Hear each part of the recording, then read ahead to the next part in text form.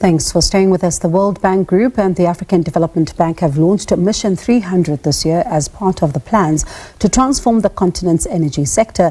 This agreement is seen as a way of addressing the energy gap as millions continue to live without electricity on the continent.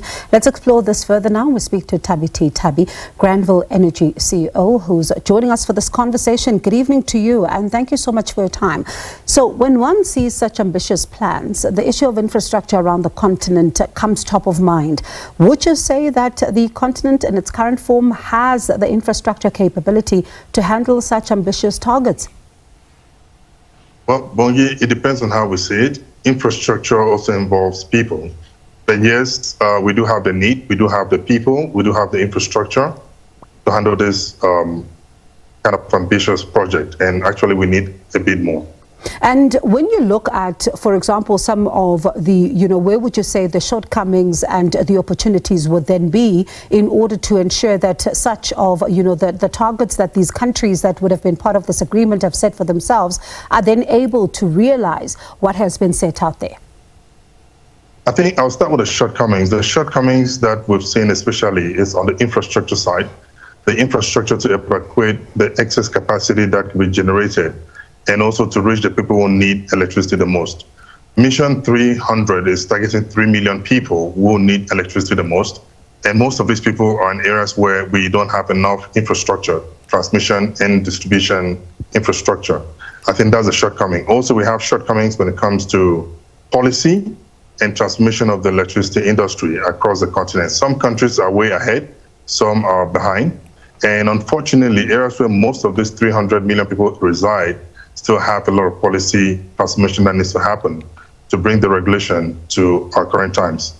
And then obviously for opportunities, there are great opportunities when it comes to creating local jobs, but not just local jobs from implementing clean and renewable energy, but also when it comes to manufacturing.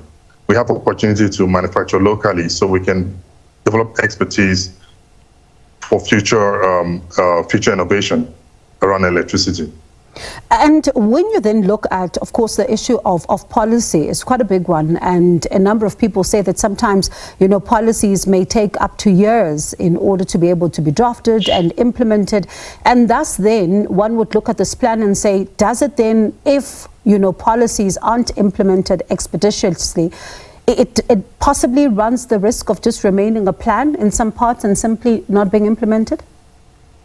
Well, absolutely. But I think we are fortunate in the sense that the AU, under the AU agency, NEPAD, have been working tirelessly on the infrastructure projects and especially policy development, assisting member countries with a policy framework. So countries who do not have the capacity and capability to develop policies can benefit from that.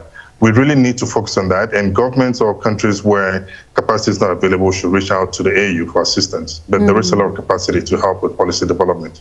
And, you've touched on this, right? Millions of people still don't have electricity, and there's talk now in this plan of an expansion. And one wonders, you are in the sector, there is often a call for innovative ideas, innovative models that are going to be able to then try and really just bridge the electricity divide, I suppose, when you look at the continent.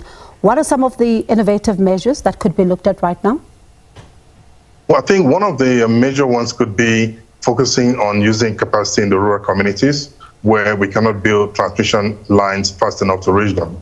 We can develop microgrids. So microgrids could be designed and developed to focus on communities who need electricity in far-reaching areas, using local skills and local talent, but also bringing jobs to those communities. That is one.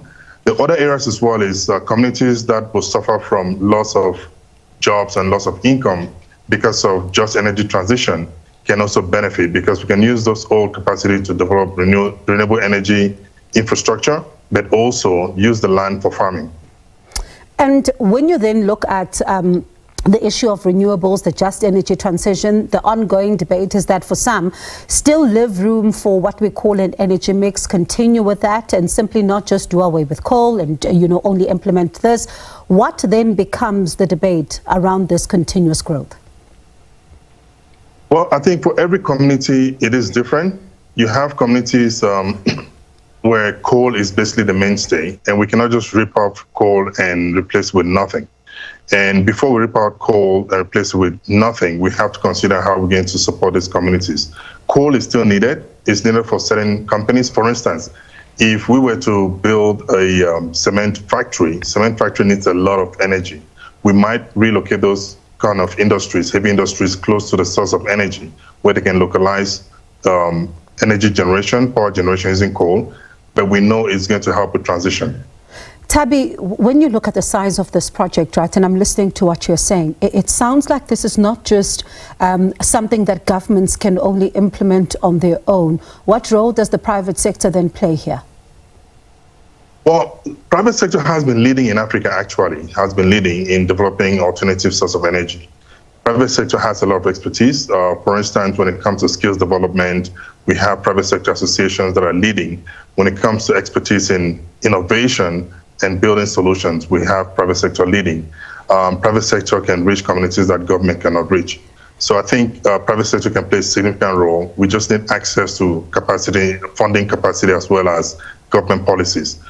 In South Africa, for instance, during COVID, we as the private sector led the transformation, obviously with support of the government when it comes to policy transformation. But once the policy change happened, as you could see from the evidence, private sector was able to generate up to about 8 gigawatts of additional capacity to support the economy. All right, Tabi, appreciate your time. And as you say, that, of course, opportunities remain, but at the same time, you then do have those issues that need to be addressed if this is to, be a continued plan that can yield success, especially when it comes to those communities that are not able to watch you and I right now and are still without electricity. So I appreciate your time this evening. Thank you. That was Tabi T Tabi, Granville Energy CEO.